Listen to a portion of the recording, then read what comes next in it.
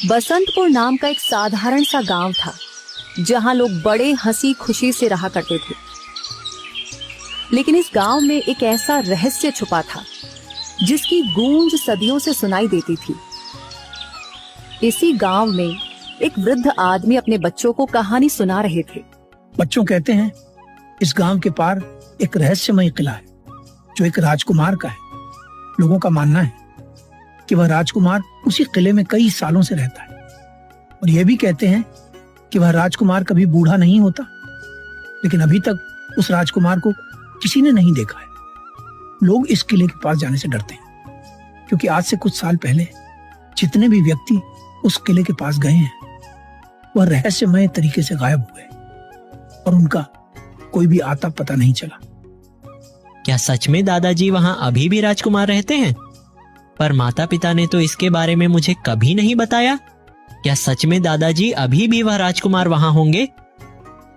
ये तो नहीं पता बेटा कि वह राजकुमार वहाँ होंगे या नहीं, लेकिन लोगों का मानना है कि वह राजकुमार सदियों से वही है। दादाजी इतना बात कर ही रहे होते हैं तभी वहां गांव के कुछ लोग आ जाते हैं।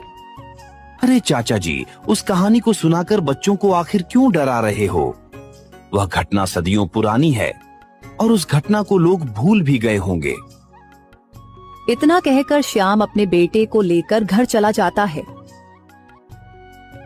लेकिन गोलू के मन में कुछ और ही चल रहा था। श्याम को अपने घर ना जाकर उस किले की खोज में जंगल की तरफ निकल जाता है।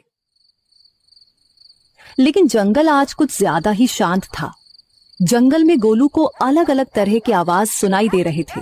गोलू डरते हुए बोलता है, हे भगवान, लगता है मैं इस जंगल में आकर बहुत बड़ी गलती कर दी। यह जंगल सच में कितना घना और डरावना है। मैं जैसे जैसे जंगल की गहराई में बढ़ता जा रहा हूँ, जंगल से आने वाली आवाज मुझे और भी डरा रही है। मेरे माता पिता मुझे ना पाकर चिंतित भी हो रहे होंगे। गोलू इतना बोल ही रहा था तभी उसके सामने से एक विचित्र पक्षी तेजी से निकलती है, मानव की वह गोलू को दिशा दिखाने की कोशिश कर रही है। गोलू उसे पक्षी के पीछे पीछे चला जाता है। जैसे ही गोलू जंगल के दूसरे दिशा से बाहर निकलता है वो पक्षी गायब हो जाता है। गोलू जैसे ही सामने देखता है तो उसे एक बहुत ही पुराना किला दिखाई देता है। ऐसा लग रहा था कि मानो वह किला गोलू का ही राह देख रहा था। सच में यह किला तो वैसा ही है जैसा दादाजी ने बताया था। यह किला देखकर ऐसा लग रहा है मानो यहाँ पर कोई इंसान सदियों से अपना पैर नहीं रखा हो। गोलू बिना डरे किले के अंदर चला जाता है। तभी एक चमकदार रोशनी निकलती है और उस रोशनी से वही राजकुमार प्रकट होता है। मैंने कई सदियों के बाद किसी इंसान को किले के अंदर आते हुए देखा।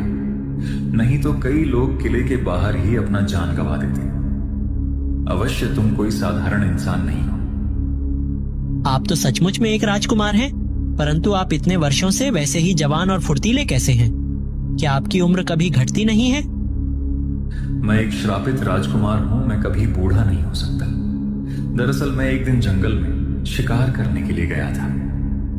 मैंने जैसे ही एक हिरण पर तीर चलाया, वह तीर हिरण को न लगकर पेड़ के पीछे बैठे एक आश्य मुनि को जा लगा और क्रोध में आकर हर्ष ने मुझे इस किले में बांध दिया। मैंने उनसे बहुत विनती की और इस श्राप से मुक्ति पाने का रास्ता पूछा तो उन्होंने बताया कि जो भी तुम्हें चुनौतियां से भरे खतरे का सामना करते हुए काली अमृत कुएं का पानी पिलाएगा, तब जाकर तुम्हारा श्राप टूटेगा। क्या तुम मेरे लिए उस कुएं से जल लाओगे? लेकिन राजकुमार, वह कुआं है कहाँ और मैं उस कुएं के पास कैसे पहुंच सकता हूँ? कोई रास्ता तो होगा। गोलू, तुम्हें यहां से पश्चिम की ओर निकलना होगा। तुम्हें जहां घने जंगल में चमकते हुए 3 अजीब प्रकार के पेड़ दिखेंगे। तुम्हें उन पेड़ों का रहस्य सुलझाना है।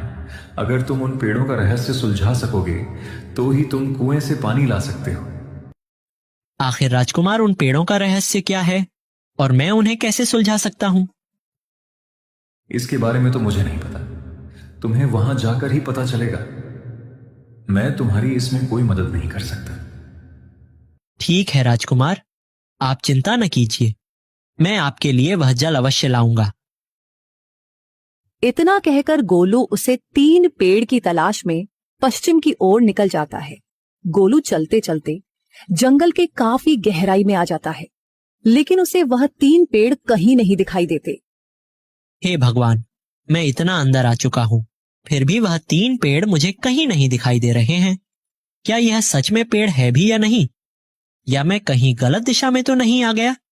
गोलू इतना बोल ही रहा था, तभी उसके सामने 3 अजीब प्रकार के पेड़ दिखाई देते हैं, जो अन्य पेड़ों से भिन्न थे।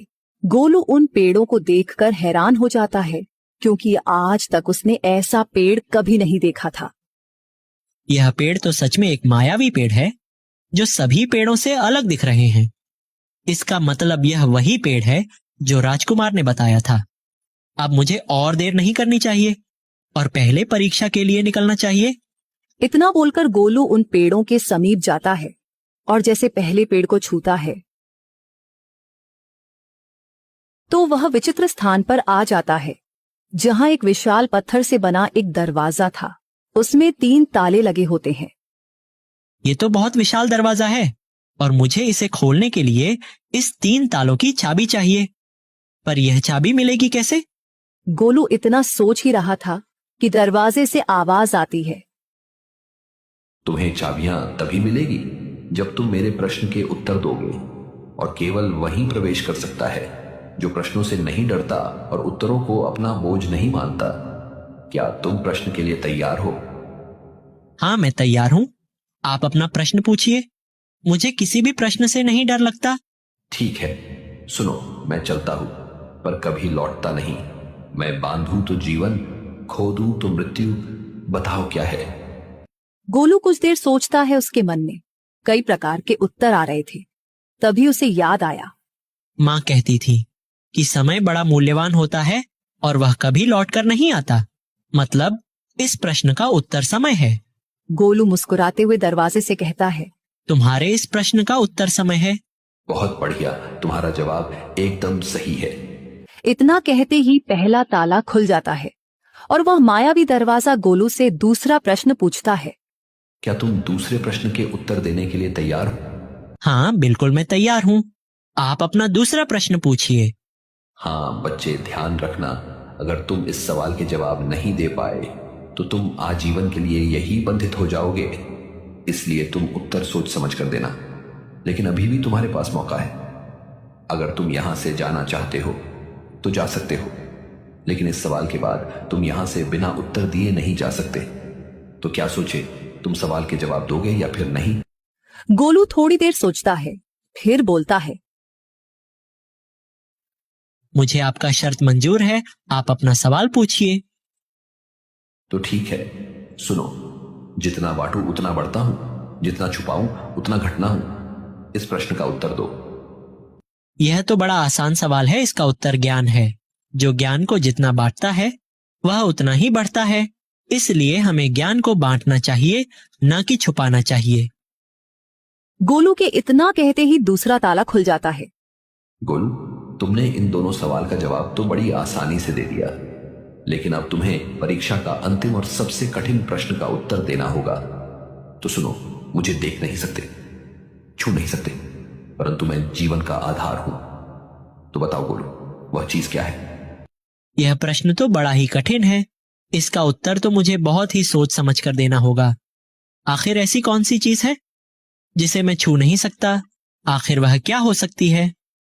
अरे हाँ, गुरुजी ने बताया था, आत्मा एक ऐसी चीज है जिसके बिना कोई भी इंसान जीवित नहीं रह सकता, और वह शरीर का आधार है और हम उसे छू भी नहीं सकते। इसका सही उत्तर मतलब आत्मा ही है। तुम इतना क्या सोच रहे हो गोलू? लगता है तुम्हें इस प्रश्न का उत्तर नहीं मालूम है। मैंने तुम्हें पहले ही समझाया था कि तुम यहां से लौट जाओ। अगर तुम इस प्रश्न का गलत उत्तर देते हो तो तुम यही आजीवन के लिए बंधित हो जाओगे। इस प्रश्न का उत्तर आत्मा है, क्योंकि आत्मा ही जीवन का आधार है और हम उसे छू नहीं सकते। गोलू के इतना कहते ही वह तीसरा ताला भी खुल जाता है। गोलू दूसरे ही पल वहां से गायब होकर उस मायावी पेड़ के पास आ जाता है, जहां अब केवल 2 ही पेड़ बचे थे।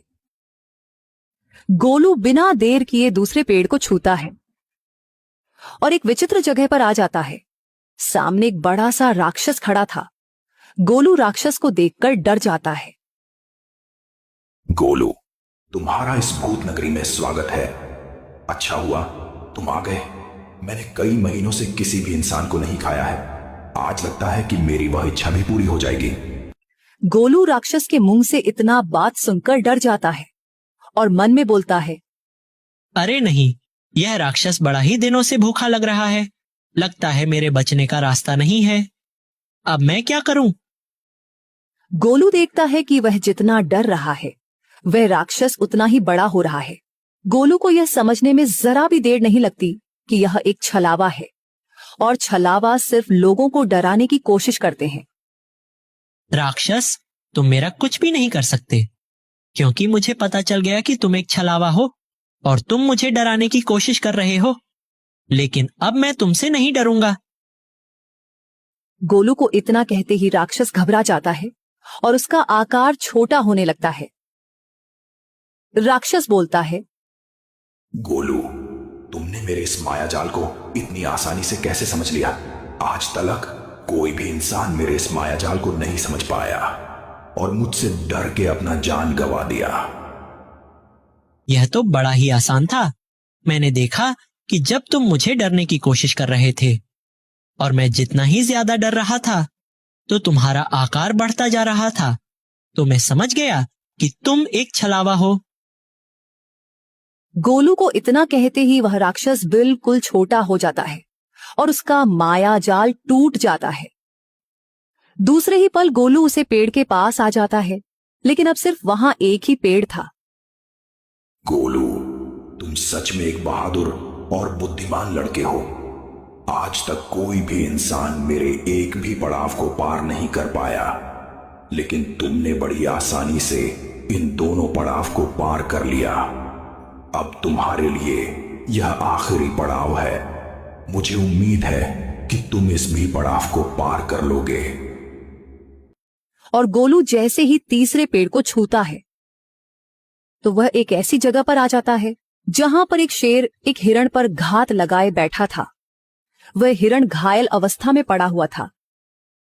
अरे नहीं, यह शेर तो इस हिरण को मार देगा। मुझे इसकी जान बचानी होगी। गोलू अपनी जान की परवाह किए बिना दौड़कर जाता है और शेर के सामने खड़ा हो जाता है। रुक जाओ जंगल के राजा, तुम इस हिरण को नहीं मार सकते। इसने तुम्हारा क्या बिगाड़ा है जो तुम इसको मार रहे हो? हट जाओ इंसानी बच्चे, वरना मैं इस हिरण के साथ तुम्हें भी खा जाऊंगा। ठीक है, तुम इसके बदले मुझे खा जाओ, लेकिन इस हिरण को छोड़ दो। आखिर तुम इस हिरण के लिए अपनी जान क्यों गंवाना चाहते हो? मेरे पिताजी कहते थे, अगर किसी की जान बचाने के लिए तुम्हें अपना भी जान गंवाना पड़ जाए तो भी तुम पीछे मत हटना। ठीक है, अगर तुम अपना जान ही देना चाहते हो तो मेरा एक काम करो। हाँ बताओ जंगल के राजा, मैं तुम्हारा वह काम अवश्य करूंगा। तुम्हें यहां से कुछ दूर जाना है। वहां एक गुफा दिखाई देगा। उस गुफा में एक राक्षसी रहती है। उसने मेरे बच्चे और पत्नी को कैद कर रखा है। तुम्हें उस राक्षसी से मेरी पत्नी और बच्चे को छुड़ाना होगा। अगर तुम ऐसा कर पाए तो मैं तुम्हें और इस हिरण को भी छोड़ दूंगा। गोलू उसकी शर्त मान लेता है और उस गुफा की ओर चल देता है। थोड़ी देर में वह उस गुफा के पास पहुंच जाता है। जैसे ही अंदर जाता है तो वह देखता है कि सच में वह राक्षसी शेरनी और उसके बच्चे को एक पिंजरे में कैद कर रखी थी। तुम आ गए गोलू, मैं तुम्हारा ही इंतजार कर रही थी। तुम्हें उस शेर ने भेजा है ना, अपने पत्नी और बच्चे को छुड़ाने के लिए। लेकिन तुम यहां आ तो गए हो, पर बचकर नहीं जा पाओगे।